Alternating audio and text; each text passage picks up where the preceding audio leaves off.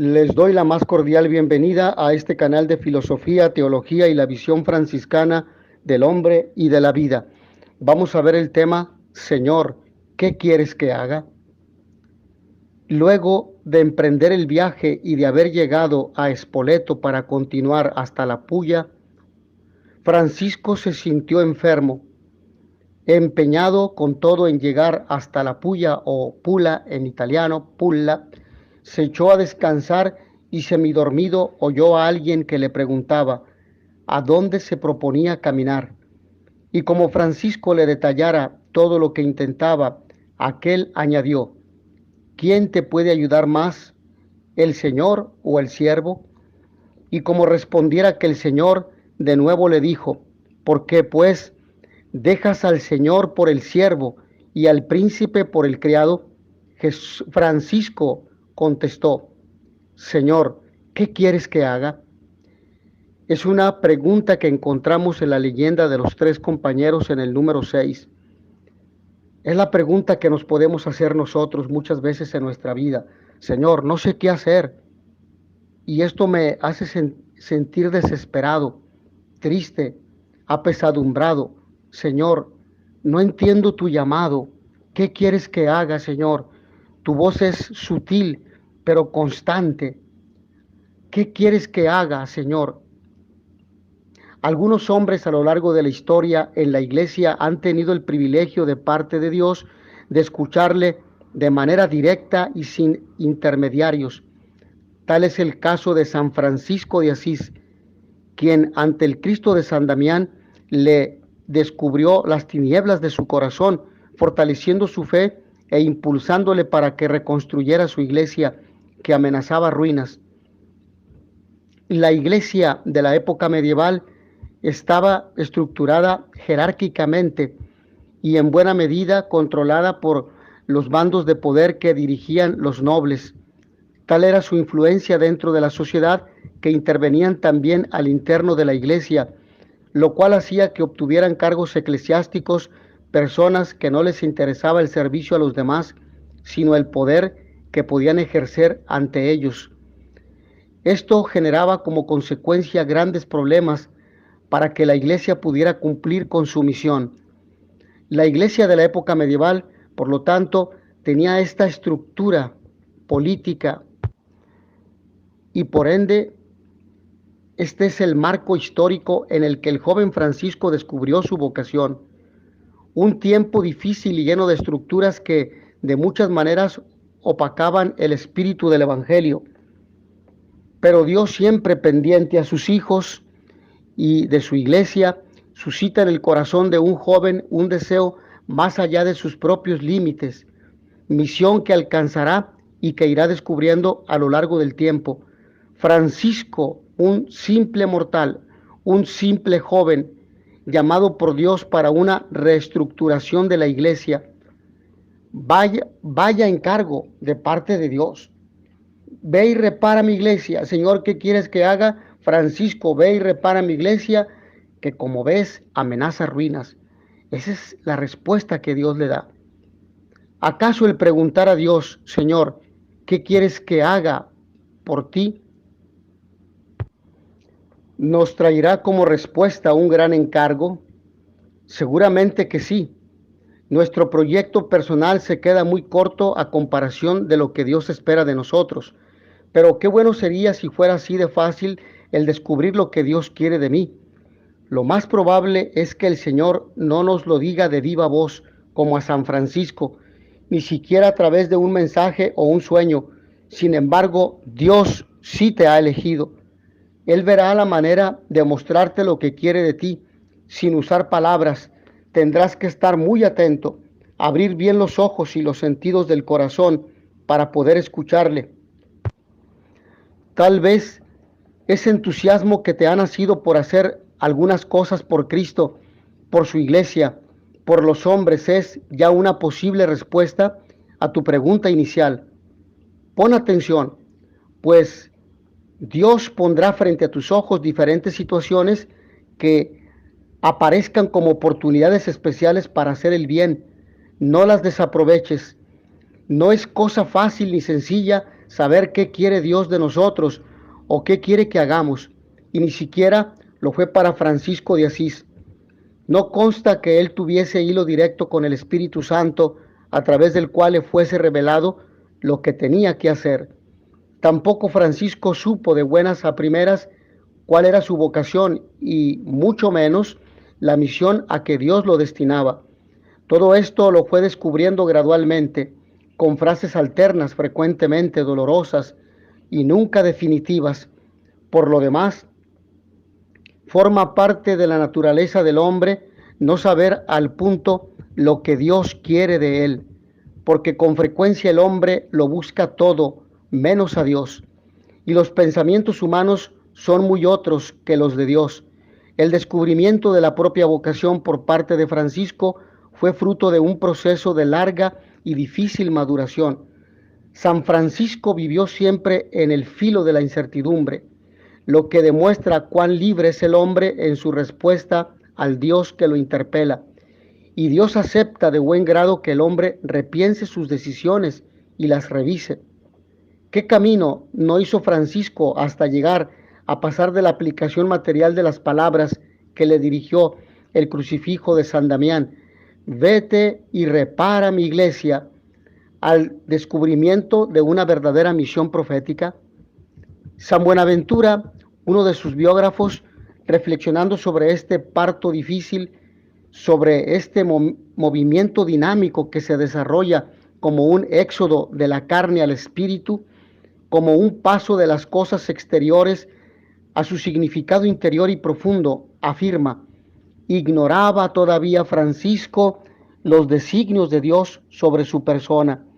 No estaba familiarizado su espíritu en descubrir el secreto de los misterios divinos e ignoraba el modo de remontarse de las apariencias visibles a la contemplación de las realidades invisibles.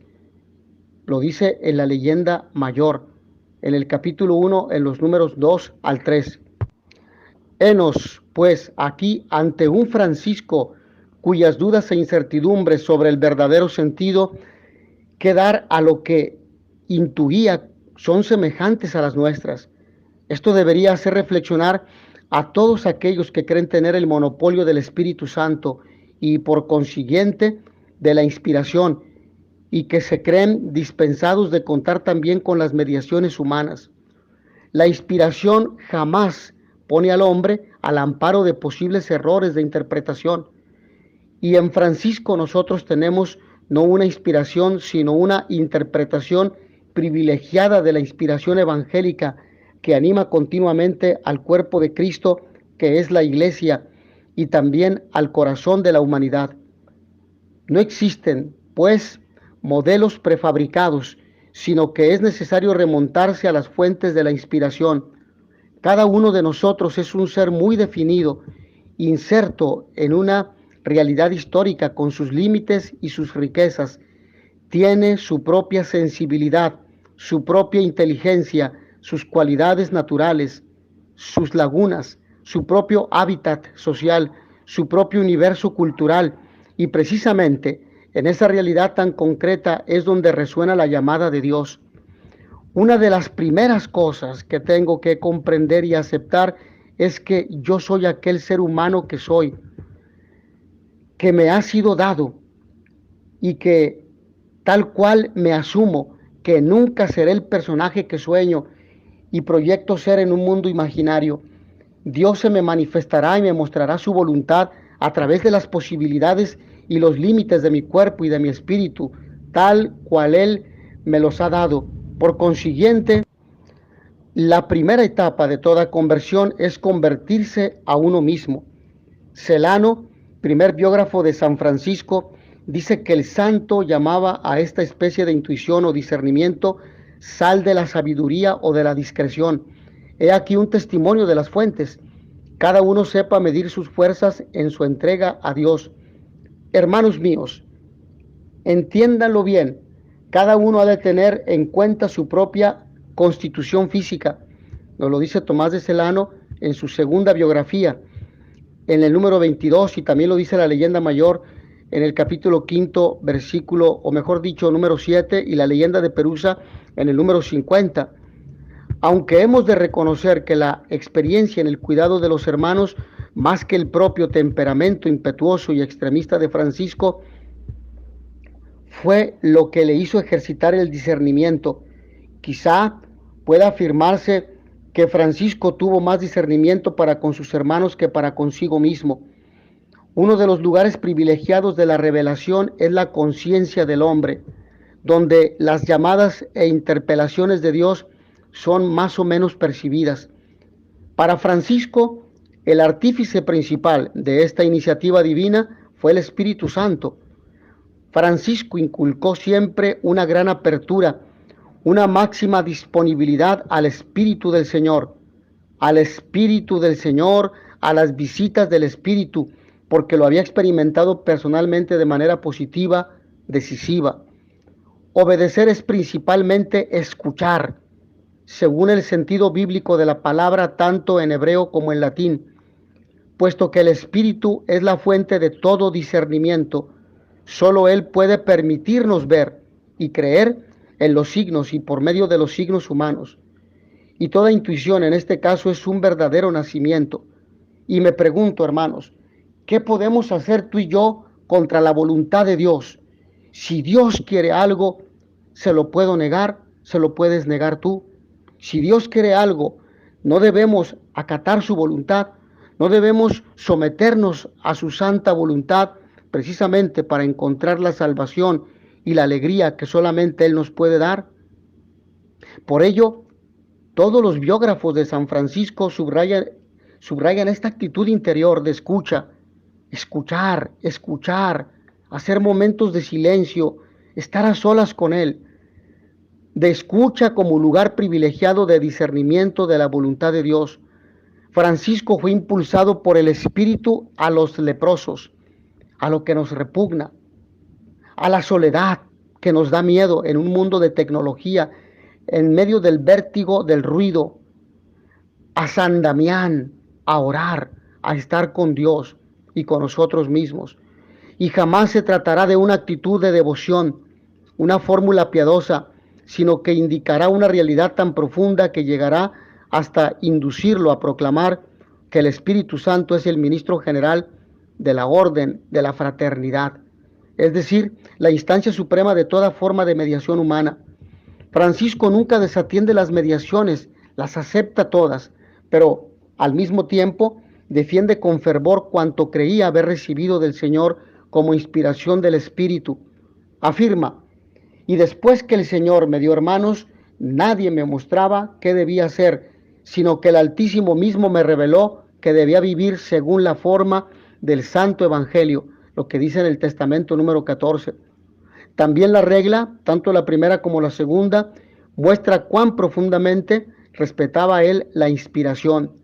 Más aún, podría decirse que es su nota dominante. A menudo encontramos expresiones como estas: si alguno, por divina inspiración, como el Señor o el Espíritu les inspire, u otras semejantes. Poder obrar espiritualmente como hombre de espíritu, en lugar de vivir según la carne, es la oposición que Francisco encuentra entre lo carnal y lo espiritual. Para Francisco no existe la autoridad absoluta, siempre hay un límite, y esta es la conciencia del hombre y el Evangelio. Podrán estar de acuerdo o no conmigo, pero les comparto esta idea. En su primera admonición comenta estas palabras del Evangelio: dice el Señor Jesús a sus discípulos: yo soy el camino, la verdad y la vida. Nadie llega al Padre sino por mí. Admonición 1. El Padre es el último fin, la meta definitiva de todo hombre, y el lugar central y definitivo de su querer es ciertamente el Evangelio y Cristo, que para Francisco son una misma cosa. Cristo es al mismo tiempo palabra y rostro de Dios, enseñanza y acción, llamada y comportamiento práctico. Francisco ve la voluntad de Dios en el conjunto del misterio de Cristo, anterior a la misma creación histórica, encarnada y glorificada. Dirá a Bernardo: si quieres probar con los hechos lo que dices, entremos mañana de madrugada en la iglesia y pidamos consejo a Cristo con el Evangelio en las manos, lo que dice Tomás de Celano, Fray Tomás de Celano, en la segunda biografía, en el número 15. Evidentemente, tanto Francisco como sus hermanos vivieron con modalidades diversas esta escucha atenta del Verbo hecho carne, prolongadas soledades, oraciones y adoraciones silenciosas que purifican la mirada, el corazón y las motivaciones de la acción. Hay que recordar de modo especial su mirada de fe puesta en el Cristo que se ofreció y fue crucificado, que para Francisco y sus hermanos fue un lugar de discernimiento, especialmente en los momentos de duda y de angustia, más que una visión especulativa cuando se trataba de hacer opciones. Para Francisco, los leprosos, los mendigos, los pobrecillos sacerdotes eran lugares privilegiados en los que encontrar más fácilmente la voluntad de Dios. Eran para él el sacramento de la presencia de Cristo en medio de nosotros. Francisco se convirtió al Evangelio precisamente a través del contacto con los pobres, la oración y la soledad. Y su conversión no se quedó en algo a nivel intimista, sino que caló en la realidad de la pobreza, de la miseria, de la enfermedad más repelente. Estos son para Francisco los lugares privilegiados de discernimiento. Francisco ve clara la voluntad de Dios el día en que sale de su ambiente y entra a formar parte de los hermanos marginados de su tiempo. Fuera de las murallas de Asís, es decir, fuera de la seguridad que te pueden dar los demás, una ley, un gobierno, etcétera. Los hombres, él mismo nos lo cuenta. El Señor me dio de esta manera a mí, el hermano Francisco, el comenzar a hacer penitencia. En efecto, cuando estaba en pecados me era muy amargo ver los leprosos. Y el Señor mismo me condujo en medio de ellos y practiqué con ellos la misericordia. Y al separarme de los mismos, aquello que me había parecido amargo se me tornó en dulzura del alma y cuerpo. Y después de esto permanecí un poco de tiempo y salí del siglo, lo que dice el testamento en el número 1 al 3. Este primer paso, este inicio le volverá espontáneamente a la memoria al final de su vida cuando escriba su testamento a los hermanos. Ciertamente, ese es el incipit, el principio, la motivación inicial, es la inspiración fundamental que Cristo colocó en su mente y en su corazón. ¿Cuál es tu inspiración? ¿Cuál es la mía? ¿Queremos acatar la voluntad de Dios o hacerla nuestra, a pesar de la tragedia de vivir separados de Dios? Ciertamente este lugar fue tan determinante para su vocación que lo impondrá o sugerirá también a los otros hermanos. Desde el principio de la religión, después que los hermanos empezaron a multiplicarse, quiso que viviesen en los hospitales de los leprosos para servir a estos. En aquella época, cuando se presentaban postulantes, nobles y plebeyos, se les prevenía, entre otras cosas, que habrían de servir a los leprosos y residir en sus casas. Lo dice la leyenda de Perusa en el número 9. Y si el biógrafo recuerda esta práctica es porque lamenta que se haya perdido. De hecho, en la regla no se habla de ella. Francisco conocía bien la naturaleza humana, de lo que, o mejor dicho, de la que desconfiaba. Conocía los peligros de la propia voluntad, los enredos del egoísmo, la tendencia a tomar por inspiración divina lo que no es más que simple efecto de la psique o resultado del prisma sociocultural en que se vive inmerso y que siempre es un poco deformante. Todo esto, sin embargo, no le impedía tener una gran confianza en la inspiración. De ahí nace en él la preocupación por hacer verificar, confirmar, autenticar sus propias inspiraciones por medio de otras mediaciones que no sean las suyas propias. Sabe perfectamente que el receptor humano está en frecuencia ofuscado y a veces bloqueado por su infinita capacidad de autojustificación, incluso espiritual. Y uno de los mejores lugares es la fraternidad, es decir, el conjunto de los hermanos, o como suele llamarse, el capítulo. Leemos, en efecto, que los hermanos al regresar de Roma discutían para averiguar cómo observar mejor el Evangelio, cómo actuar, cómo vivir. Basta que veamos Primera de Celano, la primera biografía, en el número 34, o la leyenda mayor de San Buenaventura, en el capítulo 4, número 1 al 2. Y sabemos que Francisco mismo recurrió con frecuencia a los hermanos y también a las hermanas para conseguir mayor claridad en lo referente a su vocación y misión. Es decir, no es una decisión tomada a partir de mi propio criterio, de lo que yo considero, sino pido ayuda a los hermanos. Francisco debió comprender sin duda un punto fundamental del misterio de la salvación, a saber, que el hombre establece la relación con Dios no como individuo, sino como miembro de un pueblo, de una comunidad. Y esto a tenor de lo que dice el Lumen Gentium en el número 9, la Constitución dogmática emanada del Concilio Vaticano II. Dios habla a los hombres por medio de los hombres. De ahí que al asaltarle una angustiosa duda, Francisco la propusiera repetidamente a sus compañeros. Por más que durante muchos días anduvo dando vueltas al asunto con sus hermanos, Francisco no acertaba a ver con claridad. El que en virtud del espíritu de profecía llegaba a conocer cosas maravillosas, no era capaz en absoluto de resolver por sí mismo esta cuestión. Aunque había aprendido sublimes lecciones del divino maestro, no se avergonzaba como verdadero menor de consultar incluso a los más insignificantes. Su mayor preocupación era averiguar el camino y modo de servir más perfectamente a Dios conforme a su beneplácito, y para ello este fue su más vivo deseo mientras vivió: preguntar a sabios y sencillos, a perfectos e imperfectos, a pequeños y a grandes. Nos lo dice la leyenda mayor en el capítulo 12, números 1 al 2.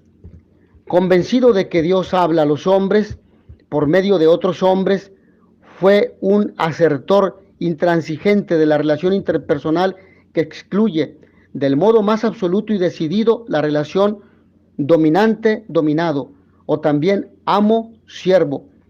Para Francisco la obediencia es especial y principalmente un servicio de amor fraterno, mientras la autoridad es un servicio de crecimiento y de unidad.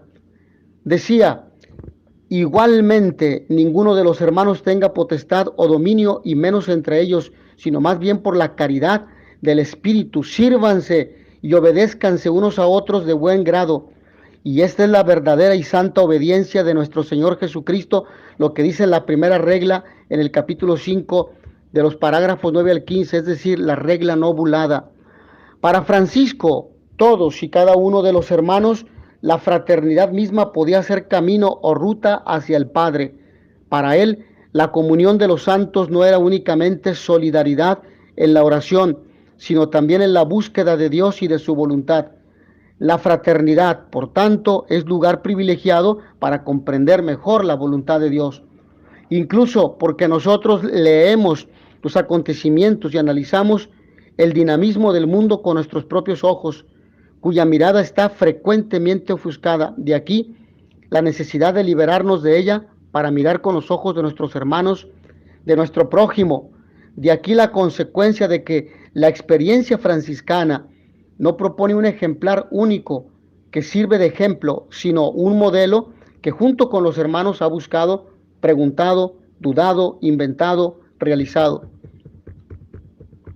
Francisco nunca fue un defensor fanático de la Iglesia, pero tampoco separó nunca a Cristo y al Evangelio de su cuerpo vivo, que es la Iglesia.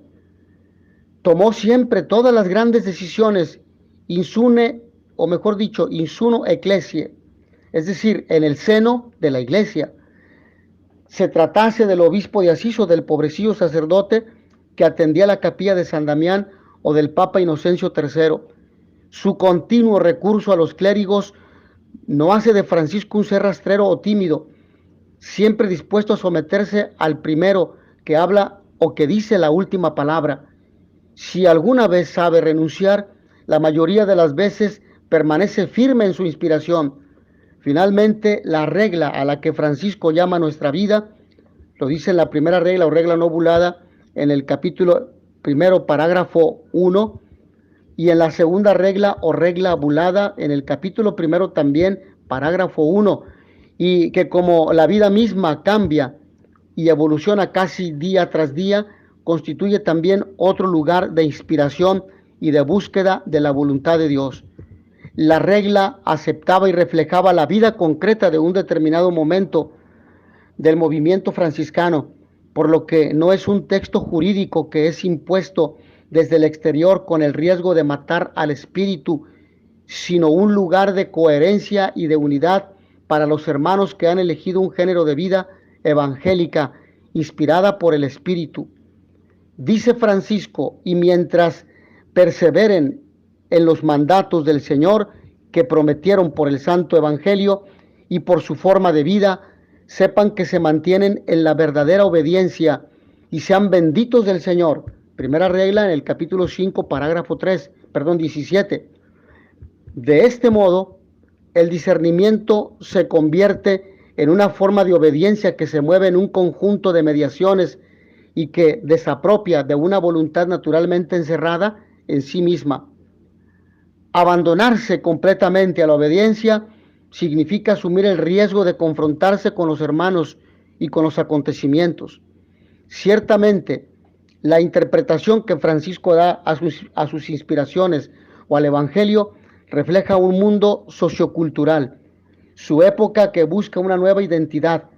Él, para expresar sus inspiraciones, usa modelos de aquel tiempo, caballeros, trovadores, comerciantes, ambulantes e itinerantes, predicadores laicos, fraternidad de penitencia y otros semejantes.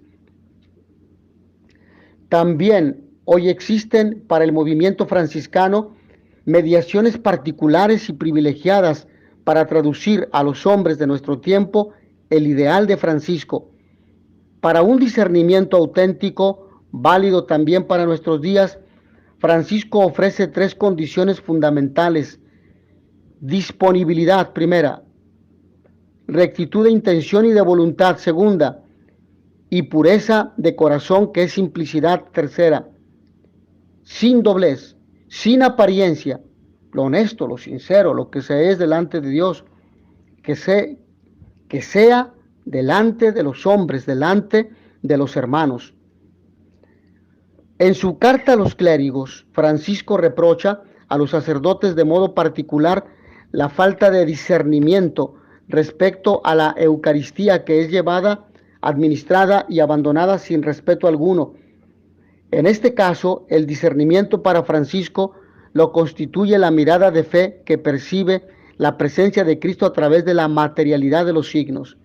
Mis hermanos, hasta aquí en esta breve reflexión sobre la pregunta clave en la vocación de Francisco: Señor, ¿qué quieres que haga? Y la respuesta que el Señor le dio: Francisco, ve y repara mi iglesia, que como ves amenaza ruinas. La pregunta que tú tengas para con Dios: Señor, ¿qué quieres que haga? La pregunta que tú y yo le hagamos a Él, necesariamente el Señor nos dará una respuesta, porque Él nos ama y porque Él se comunica continuamente con nosotros de diversas maneras. Que a todos ustedes el Señor los bendiga y les dé la paz. In notitia veritatis proficere, pax et bonum.